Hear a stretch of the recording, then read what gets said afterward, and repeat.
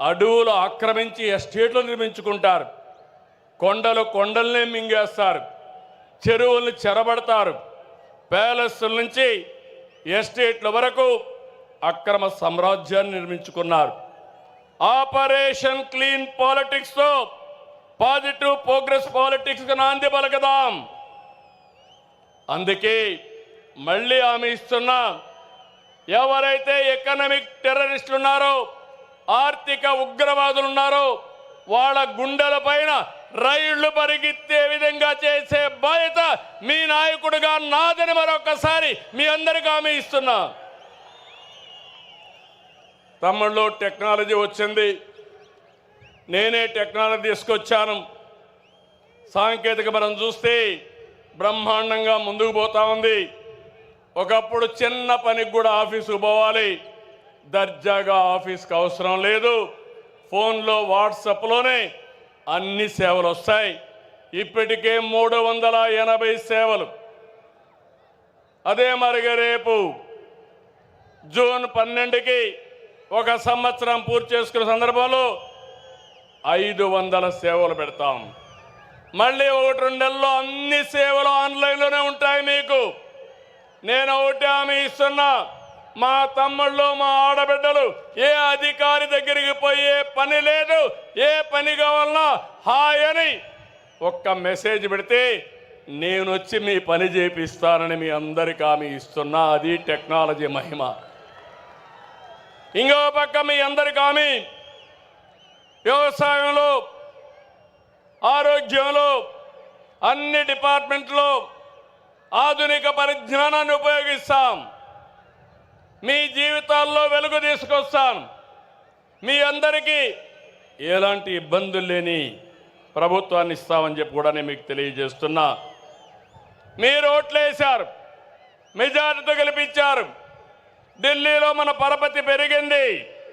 కేంద్ర సహాయంతో రాష్ట్రాన్ని అభివృద్ధి చేసుకుంటున్నాం. పోలవరం ప్రాజెక్టు డయాఫామ్ వాల్ని గోదావరిలో కలిపేసే పరిస్థితికి వచ్చారు. తిరిగి ఒకటే ఆలోచించాను, పోలవరం రాష్ట్రానికే ఒక వరం. అందుకే కేంద్రానికి చెప్పాం, ఈరోజు పోలవరం ఘాటిన పెట్టామని చెప్పి కూడా నేను మీకు తెలియజేస్తున్నా. 12,150 కోట్ల రూపాయలు ఇచ్చారు. ఈ కడప సభలో హామీ ఇస్తున్నా, 2027 డిసెంబర్ లోపల పోలవరాన్ని పూర్తి చేసి జాతికి అంకితం చేసే బాధ్యత నాది, మాది అని మరొక్కసారి విజ్ఞప్తి చేస్తున్నా. విశాఖ స్టీల్ ప్లాంట్, ఆంధ్రుల హక్కు, విశాఖ ఉక్కు, దాన్ని కూడా రివైవ్ చేశాం. 11,400 కోట్లు ఇచ్చారు. రైల్వే జోన్ని ఏర్పాటు చేశారు. అమరావతి మనందరి రాజధాని. ఆ రోజు కడపలో కూడా మీరు చెప్పారు, అమరావతి మన రాజధాని. 3 ముక్కలు ఆటాడి కడాన మనం అందరినీ రాజధాని లేకుండా చేశాడు. కేంద్రం 15,000 కోట్ల రూపాయలు సమకూర్చింది. అది కూడా పూర్తవుతుంది. ఇంటింటికి ట్యాప్తో నీళ్లు ఇవ్వడానికి నరేంద్ర మోడీ గారు జల్ జీవన్ మిషన్, అదే మరిగా అమృత్ వంటి పథకాలు తీసుకొస్తే అవి కూడా నిర్వీర్యం చేసేశారు. దాన్ని కూడా పూర్తి చేసే బాధ్యత తీసుకుంటాం. మొన్నటి విజయంలో యువత భాగస్వామ్యం చాలా ఉంది. వారి భవిష్యత్తు కోసమే ఈరోజు ఈ ప్రభుత్వం పనిచేస్తూ ఉంది. యువశక్తికి అవకాశాలు ఇస్తే అద్భుతాలు చేస్తారని నేను బలంగా నమ్ముతున్నా.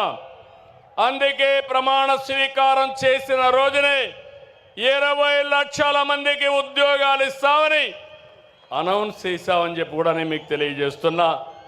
దీనికోసం ముందుకెళ్తున్నాం. నేను ఒకటే, ఇప్పటికే డిఎస్సి పిలిచాం. 7,50,000 కోట్లతో 6 లక్షల మందికి ఉద్యోగాల కోసం పెట్టుబడులు వచ్చాయి. చాలామంది అన్నారు, మీ రాష్ట్రంలో ఒక భూతం ఉంది, మేము రావాలంటే భయం ఉందంటే ఆ భూతాన్ని శాశ్వతంగా భూస్థాపితం చేస్తున్నాం. స్వేచ్ఛగా మీరు రండి, మీకు అండగా ఉంటానని హామీ ఇచ్చాను. ఏం తమ్ముళ్ళు, నా హామీని నిలబెడతారా లేదా అని మిమ్మల్ని అడుగుతున్నా. 20 పైన పాలసీలు తీసుకొచ్చాం. అమరావతిలో క్వాంటమ్ వ్యాలీ, విశాఖలో Google, TCS, Reliance, RCR Mittal, BPCL, NTPC, LG వంటి వచ్చాయి.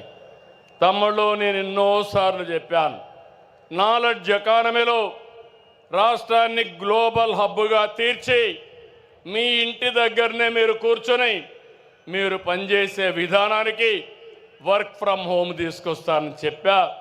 ఇప్పటికే 5 లక్షల మంది పనిచేస్తున్నారు. రాబోయే రోజుల్లో దాన్ని ఇంకా పెంచి మీ అందరూ ఇంటి దగ్గరే పనిచేసే విధంగా నేను చేసే కార్యక్రమాలు కూడా చేపడతానని మరొక్కసారి